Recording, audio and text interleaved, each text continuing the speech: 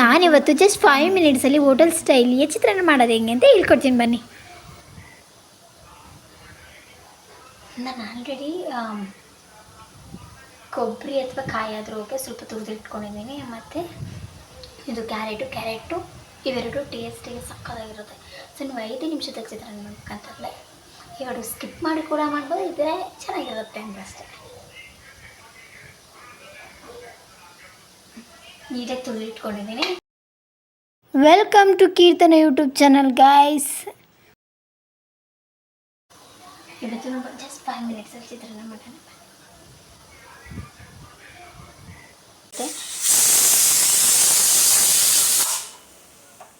So of ಮಾಡಿದ್ದೀನಿ. First ತೆಂಗಿನಕಾಯಿ ಮತ್ತು ಇದನ್ನ ಸಣ್ಣದಾಗಿ ತುರ್ಕೊಂಡಿದ್ದೀನಿ. ನೆಕ್ಸ್ಟು ಹಸಿಮೆಣ್ಸಿನ್ಕಾಯಿ ಒಂದು 5 ರಿಂದ 6 ನಿಮ್ಗೆ ಏನಾದ್ರು ಕರಗಬೇಕಂತಂದರೆ ಇಟ್ಕೋಬೋದು. ಸೊ ಕೊತ್ತಂಬರಿ ಸುಮ್ಮನೆ ಸಣ್ಣಗೆ ಹಚ್ಕೊಂಡಿದ್ದೀನಿ. ಸೊ ನಿಂಬೆಹಣ್ಣ ಅದರಲ್ಲೂ ಇಟ್ಕೊಂಡಿದ್ದೀನಿ. ಕಡಲೆಬೇಳೆ ಮತ್ತು ಉದ್ದಿನಬೇಳೆ ಮಿಕ್ಸ್ ಮಾಡಿ ಇಟ್ಕೊಂಡಿದ್ದೀನಿ. ನಿಮಗೆ ಏನಾದ್ರು ಬೇಕಂತಂದರೆ ಕೊಡ್ಬೋದು. ಸ್ವಲ್ಪ ಇಟ್ಕೊಂಡಿದ್ದೀನಿ. ಸ್ವಲ್ಪ ಉಪ್ಪು ಹಾಕ್ಕೊಂಡಿದ್ದೀನಿ. ನಿಮ್ಗೇನಾದ್ರು ಸಾಸಿವೆ,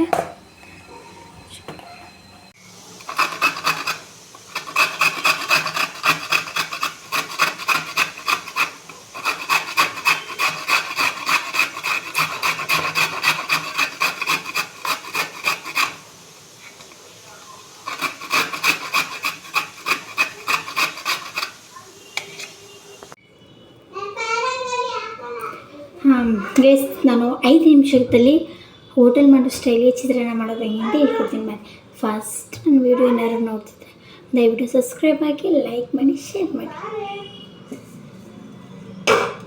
ಒಂದು ಬಾಣಲಿಗೆ ಫಸ್ಟು ಸ್ಟವ್ ಹಚ್ಕೊಂಡು ಸ್ಲೋ ಫ್ಲೇಮಲ್ಲಿ ಎಣ್ಣೆ ಇಡಿ.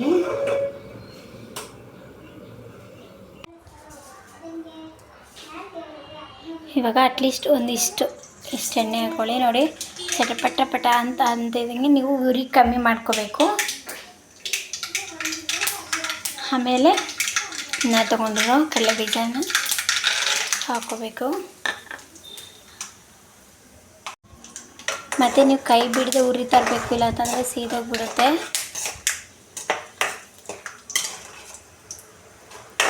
ಅದು ನೀಟಾಗಿ ಉರಿತಾ ಇರಬೇಕು, ಸ್ಲೋಗಿ ಇಟ್ಕೋಬೇಕು. ನೋಡಿ ಚಟಪಟ ಅಂತ ಇರುತ್ತೆ. ಎಣ್ಣೆಲಿ ಚೆನ್ನಾಗಿ ಫ್ರೈ ಆಗಿ ಕೈ ಬಿಡಬಾರ್ದು. ಕೈ ಬಿಟ್ಟರೆ ಕರ್ಬೇವಿನ ಸೊಪ್ಪು ಇದ್ದರೆ ನೀವು ಇವಾಗಲೇ ಹಾಕ್ಕೋಬೋದು. ನನ್ನ ಹತ್ರ ಕರ್ಬೇವಿನ ಸೊಪ್ಪಿಲ್ಲ. ಸೊ ನೋಡಿ ಈ ಥರ ಬಾಯಿ ಬಿಟ್ಕೋಬೇಕು. ನೀಟಾಗಿ ಬಾಯಿ ಬಿಟ್ಕೊಂಡು ಆದಮೇಲೆ ನೀವು ಕಡಲೆಬೇಳೆ ಮತ್ತು ಉದ್ದಿನಬೇಳೆ ಹಾಕ್ಕೊಂಡಿರ್ತೀವಿ. ಸೊ ಅದನ್ನ ನೀಟಾಗಿ ಹಿಂಗೆ ಹಾಕ್ಕೋಬೇಕು. ಹಾಕೊಂಡಾದ್ಮೇಲೆ ನೀಟಾಗಿ ಅದನ್ನು ಕೈ ಬಿಡದೆ ಹುರ್ಕೋಬೇಕು. ಎರಡನ್ನೂ ನೀಟಾಗಿ ಹುರ್ಕೋಬೇಕು ಗೈಸ್. ಯಾಕಂತಂದರೆ ಹಸಿ ವಾಸನೆ ಎಲ್ಲ ಹೋಗಿ ಅದು ಬಾಯಿಗೆ ಸಿಗಬೇಕು. ಇದು ಚೆನ್ನಾಗಿ ಟೇಸ್ಟ್ ಸಿಗೋದು ಆಲ್ಮೋಸ್ಟ್ ಇದು. ಮತ್ತು ಕಾಯಿ ಮತ್ತು ಇದನ್ನೇ ಚೆನ್ನಾಗಿ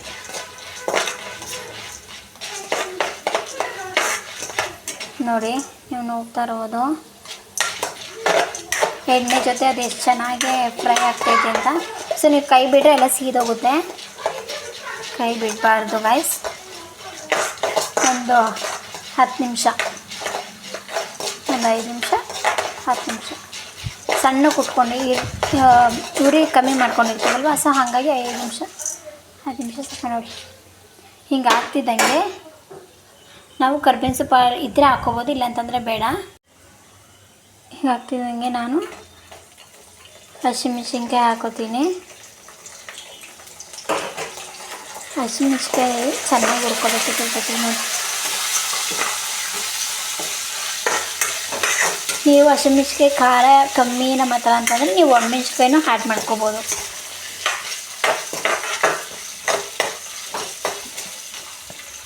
ಒಂದು 2 ಮಿನಿಟ್ಸ್ ಆಗಬೇಕು. ಅವಾಗ ಸ್ವಲ್ಪ ಉರಿ ಜಾಸ್ತಿ ಮಾಡ್ಕೊಳ್ಳಿ. ಯಾಕಂತಂದರೆ ಹಸಿಮೆಣ್ಸಿನ್ಕಾಯಿ ನಮಗೆ ಬೇಯಬೇಕು. ಬೇಯಿದ್ರೆ ಚೆನ್ನಾಗಿ ಫ್ಲೇವರ್ ಬರುತ್ತೆ. ಆ ಬೀಜ ಇರುತ್ತಲ್ಲ ಅದೆಲ್ಲ ನೀಚಕ್ಕೆ ನೋಡಿ ನೋಡಿ ಹಸಿಮೆಣ್ಸಿಕಾಯಿ ಯಾವ ಥರ ರೋಸ್ಟ್ ಆಗ್ತೈತೆ ಅಂತ ನೀವು ನೋಡ್ತಾ ಇರ್ಬೋದು. ನೀವು ಒಂದು 2 ನಿಮಿಷ ಹುರ್ಕೊಡಿ, ಯಾಕಂದ್ರೆ ಹಸಿಮೆಣ್ಸಿಕಾಯಿ ನನಗೆ ನೀಟಾಗಿ ರೋಸ್ಟ್ ಆದರೆ ಖಾರ ಎಲ್ಲ ಕರೆಕ್ಟಾಗಿ ಹಿಡಿಯುತ್ತೆ.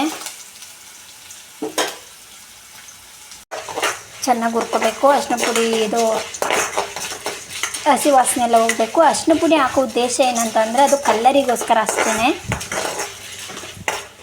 ನೋಡಿ ಜಸ್ಟ್ ಹುರ್ಕೊಂಡಿದ್ದ ತಕ್ಷಣ ನಾನು ರುಚಿಗೆ ತಕ್ಕಷ್ಟು ಉಪ್ಪು ಹಾಕೋತೀನಿ. ಅರಿಶಿನ ಪುಡಿ ಹಾಕ್ಕೊಂಡಿದ್ದ ತಕ್ಷಣ ಹಾಕೋಕ್ಕೆ ಹೋಗ್ಬಿಡಿ ಉಪ್ಪು, ಯಾಕಂದರೆ ಪುಡಿ ಉಪ್ಪು ಬೇಗ ರೋಸ್ಟ್ ಆಗಿಬಿಡುತ್ತೆ.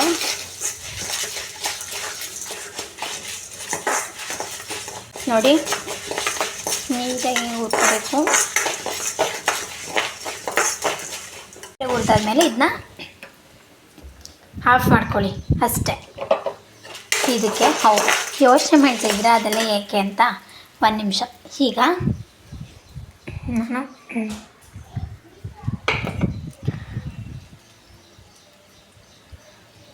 ಇದನ್ನು ಹಾಕೋತೀನಿ. ಇವಾಗ ಲಾಸ್ಟಲ್ಲಿ ಹಾಕ್ಕೊಳ್ಳಿ, ಉರಿಬೇಕಾದ್ರೆ ಹಾಕೋಬೇಡಿ.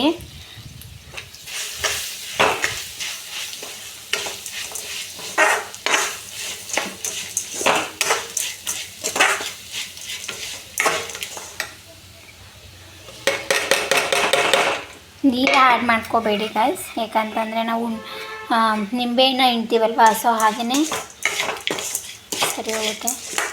ನೀರು ಹಾಕ್ಕೋಬೇಡಿ. ಆಮೇಲೆ ಇವಾಗ ಕೊತ್ತಂಬರಿ ಸೊಪ್ಪನ್ನ ಹಾಕೋತೀನಿ.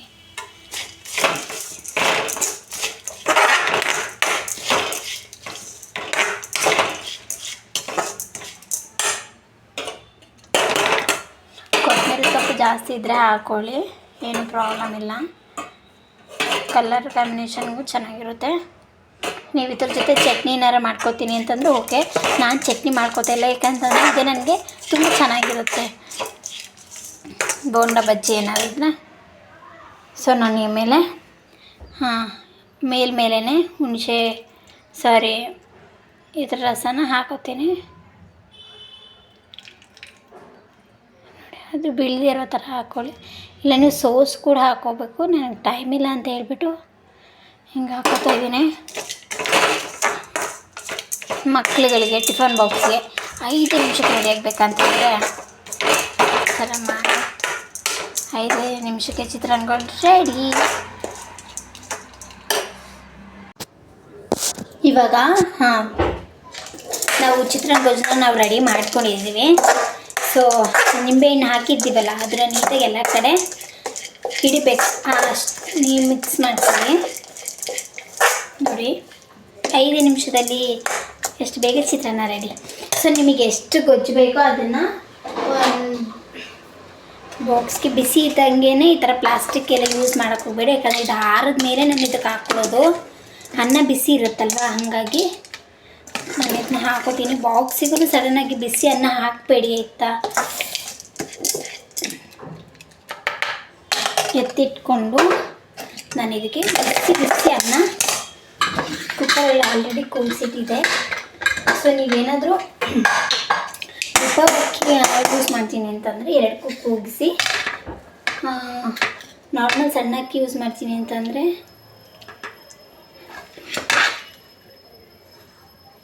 ನೋಡಿ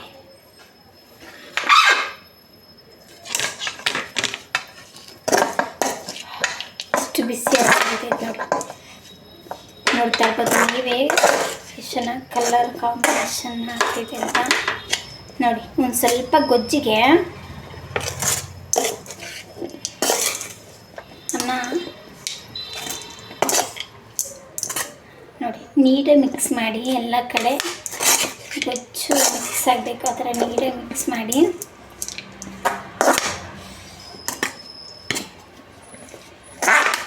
ಇನ್ನೂ ತುಂಬ ಈಸಿಯಾಗಿ ಬೇಗ ಆಗೋ ಥರ ಅಡುಗೆಗಳ ರೆಸಿಪಿಗಳನ್ನ ನಾನು ಯೂಟ್ಯೂಬ್ ಚಾನಲಲ್ಲಿ ಹಾಕಿರ್ತೀನಿ. ದಯವಿಟ್ಟು ಸಬ್ಸ್ಕ್ರೈಬ್ ಆಗಿ ಫಾಲೋ ಮಾಡಿ, ಲೈಕ್ ಮಾಡಿ. ನೋಡಿ ನೀವೇ ನೋಡ್ತಾ ಇರ್ಬೋದು ಎಲ್ಲ ಕಡೆ ಚೆನ್ನಾಗರಲಿ ನೋಡಿ. ಒಂದು ಸ್ವಲ್ಪ ಗೊಜ್ಜು